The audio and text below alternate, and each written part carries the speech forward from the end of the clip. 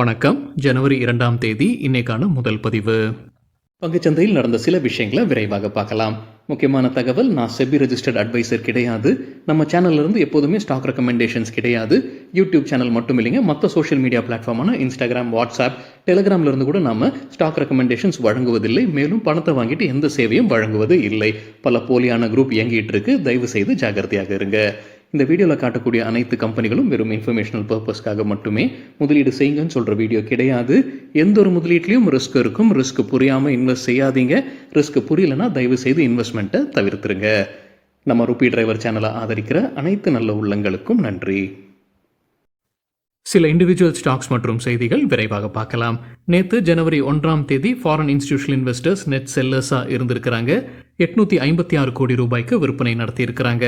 Domestic institutional investors net பையர்ஸாக இருந்திருக்கிறாங்க. 410 கோடி ரூபாய்க்கு வாங்கியிருக்கிறாங்க. ஜப்பான் நாட்டில் நேற்று பெரிய அளவில் நிலநடுக்கம் ஏற்பட்டிருப்பதாக பத்திரிகையில் செய்தி வெளியாகியிருக்கு. அதற்கு பிறகு சுனாமி அலர்ட் விடுத்திருந்தாங்க. சுனாமி அலையும் தாக்கியிருக்கு. முதல் அலை 1.2 மீட்டர்ஸ் உயரத்திற்கான அலையும் வந்திருப்பதாக செய்தியில் சொல்லியிருக்கிறாங்க. இதற்கு பிறகு சவுத் கொரியா மற்றும் ரஷ்யாவும் சுனாமி அலர்ட் விடுத்திருப்பதாக அதே செய்தியில் அப்டேட் கொடுத்திருக்கிறாங்க. டிசம்பர் மாதத்திற்கான ஜிஎஸ்டி கலெக்ஷன் டேட்டா அரசு வெளியிட்டிருக்கிறாங்க. தகவல் நமக்கு கிடைத்தது மணி கண்ட்ரோலிருந்து. டிசம்பர் மாதத்துடைய ஜிஎஸ்டி கிராஸ் கலெக்ஷன் 1.65 லட்சம் கோடிகள். இயர் ஆன் இயர் கம்பேர் பண்ணும்போது 10% அதிகரிச்சிருக்கு. இப்போ தொடர்ச்சியாக 10வது மாதம் இது 1.5 லட்சம் கோடியை கடக்குது ஜிஎஸ்டி கலெக்ஷன். இந்த ஆண்டு இதுவரைக்கும், அதாவது ஏப்ரலிருந்து டிசம்பர் வரைக்கும் பார்க்கும்போது 14.97 லட்சம் கோடிகள் உள்ள வந்திருக்கு கிராஸ் ஜிஎஸ்டியாக. போன வருடம் இதே காலங்களுடன் ஒப்பிட்டு பார்க்கும்போது 12% அதிகரிச்சிருக்கு. டாடா கன்சல்டன்சி சர்வீசஸ் குறித்து மணி கண்ட்ரோல்லேருந்து கிடைத்த ஒரு தகவல், மகாராஷ்டிரா அரசு நோட்டீஸ் அனுப்பியிருக்கிறாங்க. மகாராஷ்டிரா அரசுடைய லேபர் டிபார்ட்மெண்ட் நோட்டீஸ் அனுப்பியிருக்கிறாங்க. என்ன குற்றச்சாட்டு? அவங்களுடைய ஊழியர்களை அவங்க டிரான்ஸ்ஃபர் பண்ணியிருக்கிறாங்க. சரியா விதிகளை பின்பற்றாமல் டிரான்ஸ்ஃபர் பண்ணியிருக்கிறாங்கன்றதான் குற்றச்சாட்டு. யார் கம்ப்ளைண்ட் பதிவு பண்ணியிருக்கிறாங்கன்னா ஐடி எம்ப்ளாயிஸுடைய யூனியனான nascent information technology employees senate இவங்க தான் பதிவு செய்திருக்கிறாங்க. இவங்களுக்கு 300 கம்ப்ளைண்ட் கிடைச்சிருக்கு. 2000 ஊழியர்களை டிரான்ஸ்ஃபர் பண்ணியிருக்கிறாங்க. அவங்க தான் அரசு கிட்ட போயிருக்கிறாங்க. இப்போ அரசுடைய லேபர் டிபார்ட்மெண்ட் டிசிஎஸ்க்கு நோட்டீஸ் அனுப்பி இருப்பதாக மணி கண்ட்ரோல்ல தகவல் வெளியாகி இருக்கு. சில ஊழியர்களுடைய சம்பளத்தையும் கம்பெனி நிறுத்தி வைத்திருக்கிறாங்க. ஏன்னா அவங்க டிரான்ஸ்ஃபரை ஏற்று வேறு இடத்துக்கு போய் அந்த வேலையை செய்யாமல் இருக்கிறதுனால அவங்களுடைய சேலரியும் நிறுத்தி வைக்கப்பட்டிருப்பதாக அதே மணி கண்ட்ரோல் செய்தியில் சொல்லியிருக்கிறாங்க. லைஃப் இன்சூரன்ஸ் கார்பரேஷன் எல்ஐசிக்கு 800 கோடி ரூபாய் டாக்ஸ் நோட்டீஸ் அனுப்பியிருக்கிறாங்க. ஜிஎஸ்டி அத்தாரிட்டிஸ் 806 கோடி ரூபாய் அவங்க கட்டணும், பெனால்ட்டியும் சேர்த்து. இது நிதியாண்டு 2018 என்ற அப்டேட் எல்ஐசி வெளியிட்டிருக்கிறாங்க. இதை எதிர்த்து கம்பெனி மேல்முறையீடு செய்ய போறதாகவும் அப்டேட் கொடுத்திருக்கிறாங்க. அல்ட்ராடெக் சிமெண்ட் குறித்து சிஎன்பிசி டிவி 18லேருந்து கிடைத்த ஒரு தகவல், அவங்களுடைய பிசினஸ் அப்டேட் வெளியிட்டிருக்கிறாங்க. Q3க்கான consolidated sales volume 27.32 million ton. Year on year compare பண்ணும்போது 6% அதிகரிச்சிருக்கு. குஜராத் கேஸ் நேற்று க்ளோசிங் பேசிஸில் 5% அதிகரிச்சிருக்கு. சிஎன்பிசி டிவி 18ல அதற்கு ஒரு காரணம் சொல்லியிருக்கிறாங்க. ப்ரொப்பேன் விலை உயர்ந்திருக்கு. அது குஜராத் கேஸுக்கு பாசிட்டிவான செய்தியாக சொல்லியிருக்கிறாங்க. சிஎன்பிசி டிவி 18ல பெரிய அளவில் ஏறலைங்க, சின்ன அளவில் தான் ஏறி இருக்கு. ஒரு டன்னுக்கு $610 இருந்தது, $620 உயர்ந்திருக்கு. இது குஜராத் கேஸ் போன்ற கம்பெனிகளுக்கு பாசிட்டிவான செய்தின்னு சிஎன்பிசி டிவி 18ல தகவல் சொல்லியிருக்கிறாங்க. சுகன்யா சம்ருதி யோஜனாவுடைய இன்ட்ரெஸ்ட் ரேட்டை அரசு உயர்த்தி இருக்கிறாங்க 8.2%. இது ஜனவரி பிப்ரவரி மார்ச்சுக்கானது. 2024 ஜனவரி பிப்ரவரி மார்ச்சுக்கானது. எவ்ரி குவார்டர் இதை ரிவைஸ் பண்ணிக்கிட்டே இருப்பாங்க அரசு. ஸோ ஜனவரி பிப்ரவரி மார்ச் குவார்டருக்கானது இப்போ 8.2% சுகன்யா சம்ருதி யோஜனாவுடைய இன்ட்ரெஸ்ட் ரேட். 20 பேசிஸ் பாயிண்ட்ஸ் உயர்த்தி இருக்கிறாங்க. முன்ன இருந்தது காட்டிலும் 20 பேசிஸ் பாயிண்ட்ஸ், அதாவது 0.2% உயர்த்தி இப்போ 8.2% இருக்கு. சுகன்யா சம்ருதி யோஜனா அப்படின்னா என்ன, நம்ம வேறொரு வீடியோவில் டீட்டெயில்டாக பேசியிருக்கோம். அந்த வீடியோட லிங்க் இந்த வீடியோட டிஸ்கிரிப்ஷனில் இருக்கு. இன்டெல் கேப் கம்பெனியுடைய ஷேர்ஸை பொனான்சா போர்ட்ஃபோலியோ வாங்கி இருக்கிறாங்க. நேற்று 2,50,000 ஷேர்ஸ். ஒரு ஷேர் விலை $123.15. டாடா மோட்டார்ஸ் டிசம்பர் மாதத்திற்கான சேல்ஸ் டேட்டாவை வெளியிட்டிருக்கிறாங்க. டிசம்பர் மாதத்தில் ஒட்டுமொத்த சேல்ஸ் 76,138 டொமஸ்டிக் சேல்ஸுங்க. இது இயர் ஆன் இயர் கம்பேர் பண்ணும்போது 4% அதிகரிச்சிருக்கு. Q3க்கான சேல்ஸ் டேட்டாவும் வெளியிட்டிருக்கிறாங்க. 2,29,610 வாகனங்கள். இயர் ஆன் இயர் கம்பேர் பண்ணும்போது 3% அதிகரிச்சிருக்கு. விஎஸ்டி டில்லர்ஸ் டிராக்டர்ஸ் டிசம்பர் மாதத்திற்கான சேல்ஸ் டேட்டாவை வெளியிட்டிருக்கிறாங்க. பவர் டில்லர்ஸோட விற்பனை 2039 யூனிட்ஸை விற்பனை செய்திருக்கிறாங்க. இயர் ஆன் இயர் கம்பேர் பண்ணும்போது 50% கீழே போயிருக்கு சேல்ஸ். டிராக்டர்ஸுடைய sales 395, year on year compare பண்ணும்போது 23% விழுந்திருக்கு. கர்னெக்ஸ் மைக்ரோ சிஸ்டம்ஸ் தரப்புல ஒரு அப்டேட் இருக்கு. கம்பெனிக்கு ஒரு புது ஆர்டர் கிடைச்சிருக்கு. அவங்களுடைய ஒரு ஜாயிண்ட் வெஞ்சர் நிறுவனத்துக்கு தான் இந்த ஆர்டர் கிடைச்சிருக்கு. யார்கிட்ட இருந்து? சவுத் சென்ட்ரல் ரயில்வே கிட்ட இருந்து. அதோடைய மதிப்பு 109 கோடி ரூபாய். ஆனந்த் ரத்தி ஆக்ரோ கெமிக்கல் ஸ்டாக்ஸில் அவங்களுக்கு பிடித்த 4 ஸ்டாக்ஸ்க்கு அப்டேட் கொடுத்துருக்காங்க, பை ரேட்டிங் கொடுத்துருக்காங்க. அந்த பட்டியல் எக்கனாமிக் டைம்ஸில் கொடுத்துருக்காங்க. பேயர் கிராப் சயின்ஸ்க்கு பை ரேட்டிங் எதிர்பார்க்குற டார்கெட் ₹6,500. தனுகா அக்ரிடெக்கு பை ரேட்டிங் எதிர்பார்க்குற டார்கெட் ₹1,200. சுமிட்டோமா கெமிக்கலுக்கு பை ரேட்டிங் எதிர்பார்க்குற டார்கெட் ₹500 ஒரு ஷேருக்கு. யூபிஎல்க்கு பை ரேட்டிங் கொடுத்துருக்காங்க, எதிர்பார்க்குற டார்கெட் ₹690 ஒரு ஷேருக்கு.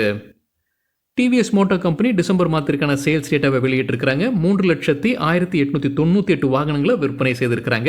25% அதிகரிச்சிருக்கு இயர் ஆன் இயர் கம்பேர் பண்ணும்போது sales.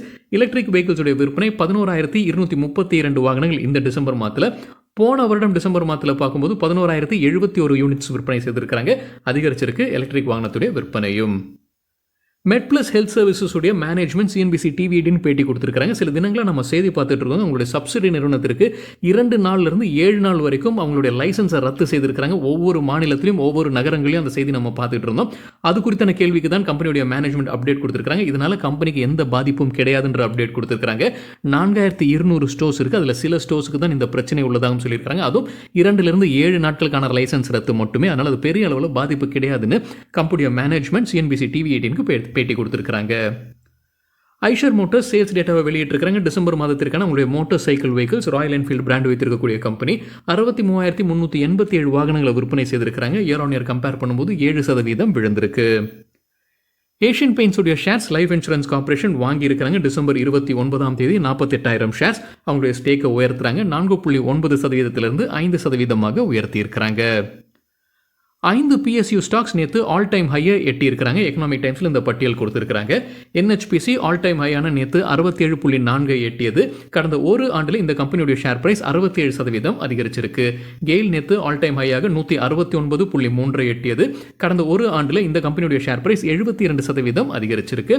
Bank of Baroda all time ஹையான நேற்று 236.7 எட்டியது. கடந்த ஒரு ஆண்டில் 26% அதிகரிச்சிருக்கு இந்த கம்பெனியுடைய share price. Hindustan aeronautics all time ஹையாக நேற்று 2,860 லெவலை எட்டியது. கடந்த ஒரு ஆண்டில் 123% அதிகரிச்சிருக்கு. பாரத் எலக்ட்ரானிக்ஸ் நேற்று மட்டும் நியூ ஹை 186.9, கடந்த ஒரு ஆண்டில் 85% அதிகரிச்சிருக்கு. சூர்யா ரோஷினி தரப்புல வந்து அப்டேட் இருக்குது. அவங்களுடைய lighting and consumer durable business இப்போ கடன் இல்லாத செக்டராக மாறி இருக்கு. அதோடைய கடன் அனைத்துமே அடைக்கப்பட்டிருப்பதாக சொல்லியிருக்கிறாங்க. இப்போ டிசம்பர் 31 படி பார்க்கும்போது இந்த பிஸ்னஸில் எந்த கடனும் கிடையாதுன்ற அப்டேட் கொடுத்துருக்காங்க சூர்யா ரோஷினி. BHEL கிட்ட ஸ்டாக் எக்ஸ்சேஞ்ச் விளக்கம் கேட்டிருக்காங்க. பத்திரிகையில் வந்து ஒரு செய்தி குறித்து. இந்த செய்தி நாமளும் நேற்று காலையில் வீடியோவில் பார்த்துருந்தோங்க. அவங்க வந்து NLC இந்தியா கிட்ட இருந்து ஒரு டெண்டர் கிடைக்கிற மாதிரி இருக்குது. லோவஸ்ட் பிட்டராக திகழறாங்க. L&T பின்னுக்கு தள்ளி இவங்க முன்னில் இருக்கிறாங்க. 19,422 கோடி ரூபாய் மதிப்பிற்கான ஆர்டர் கிடைக்கிற மாதிரி இருக்குன்ற ஒரு செய்தி நாமளும் பார்த்துருந்தோம். இது குறித்து விளக்கம் கேட்டிருக்காங்க ஸ்டாக் எக்ஸ்சேஞ்ச் BHEL கிட்ட. BHEL இப்போ பதிலும் கொடுத்துருக்காங்க. அவங்க என்ன சொல்லியிருக்காங்க, டெண்டரில் பார்ட்டிசிபேட் பண்ணது உண்மைதான், ஆனால் ஜெயிச்சிருக்கிறாங்கன்ற தகவல் இன்னும் கிடைக்கல. பார்ட்டிசிபேஷன் மட்டும்தான் இது வரைக்கும் நடந்திருக்கின்ற அப்டேட் கொடுத்துருக்காங்க BHEL.